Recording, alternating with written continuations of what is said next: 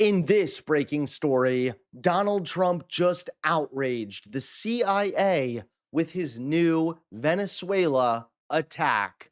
That's right, things are only getting worse for President Donald Trump. How's it going, everybody? Hunter Avallone here with Occupy Democrats. Welcome back to another video. Now, Donald Trump is an absolute disaster, and his behavior regarding Venezuela proves it.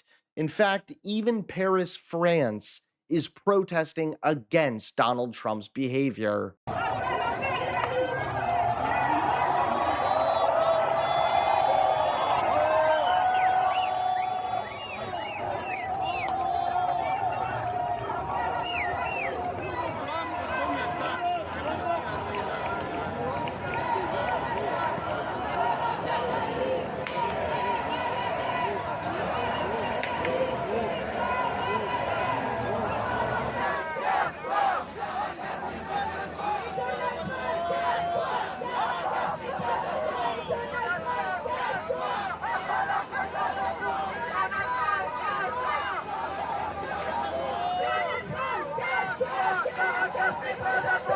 But it hasn't stopped this morning's military action from getting called out. Early this morning, the United States launched an illegal regime change war, removing Venezuelan President Nicolas Maduro from power.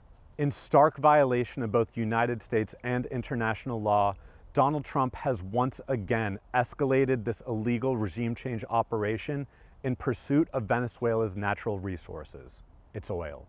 In the first Trump administration, crippling economic sanctions that the Trump administration leveled were predicted by experts to lead to an outmigration crisis that has brought more than 600,000 Venezuelan Americans to our shores with legal protection under temporary protected status.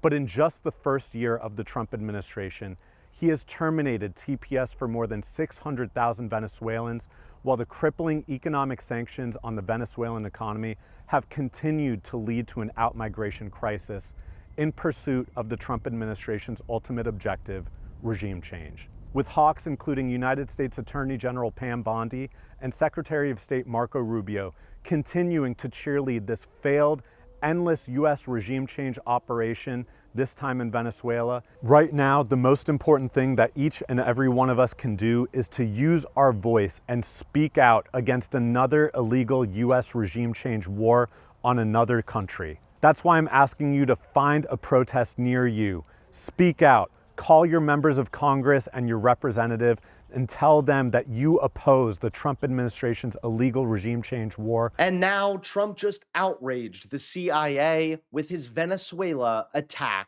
Take a look at this. Boots on the ground anywhere, and if not in Ukraine, let's say, to help Ukrainians fight a 4-year-long, nearly unjustified war, an assault on them from Russia, how would this administration justify doing so in Venezuela?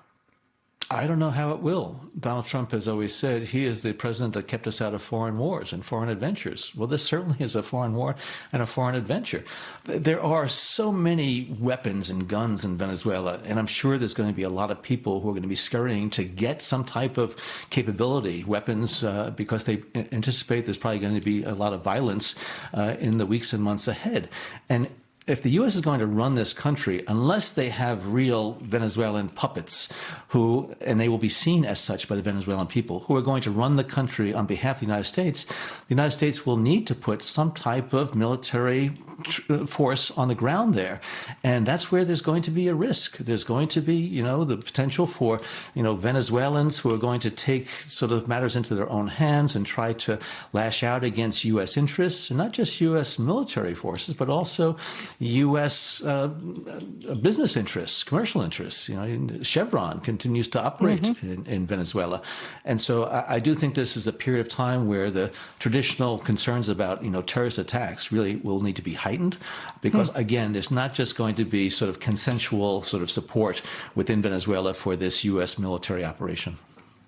John, given your vast experience there within the CIA as its director, I'm curious how you see this went down. According to the New York Times, a CIA source within the Venezuelan government monitored Maduro's location. It was done prior to his capture, of course, by the U.S. Special Forces, and that the CIA had officers working on the ground beginning in August in a clandestine manner, it's described.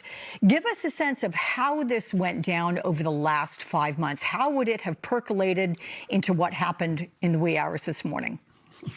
Well, a very unusual move. Donald Trump had announced months ago that he had authorized a covert action finding for the CIA to operate in Venezuela. He also mentioned John, about can I ask you, how would anybody within the CIA have reacted to that when they heard that announcement? Well, I think they would have been aghast that he would have announced it publicly. But the CIA professionals, their job is to salute and to follow duly authorized orders. And a covert action finding is something that is authorized by the President of the United States to conduct these activities, but it's supposed to be in an unacknowledged way, which is not what Donald Trump did. But it's to shape military or political developments overseas, but hide the hand of the U.S. government. So combined then with U.S. intelligence collection capabilities, the CIA, I still think, despite some politicization at the top, is the premier intelligence agency in the world. And they would have been able to carry out operations clandestinely inside of Venezuela, find individuals who had access to Maduro, to the Maduro administration, be able to assess his whereabouts, his movements, and so on, and feed that information into the U.S. military. That is what the CIA traditionally does, is collect those types of secrets and then share them so that there can be policy actions on military actions that are taken afterward. And so, again, I'm not surprised at all that the CIA was able to do this. We've had longstanding, presence and capabilities inside of Latin America, South America, and in Venezuela. And so over the past 5 months, I'm sure the CIA was able to develop the type of insight, the type of information that the military really relied on to carry out what appears to be a near flawless operation. Last quick question to you, John. Who's likely running Venezuela right now? Oh, boy, that's a big question. Well, I think according to the Venezuelan constitution, it would be the vice president who would be sworn in. And you have to take everything that was said at that press conference about the support from the Venezuelan people with a grain of salt. I don't know whether or not the vice president, who has been sworn in, is now working with the U.S. to try to, smooth this transition period.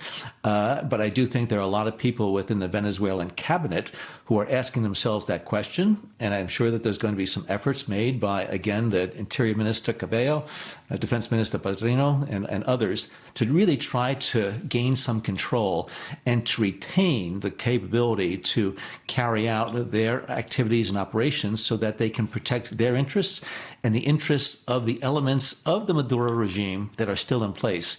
You have questions about the critical infrastructure, who's running the electrical system and other things. And so I think there's going to be a period of instability and turmoil in the coming days and weeks. And again, for Trump to say very blatantly, the U.S. is going to be running the show, well, as Colin Powell famously said, you break it, you bought it. And so now we have some responsibility for what is going to happen in Venezuela in the coming days.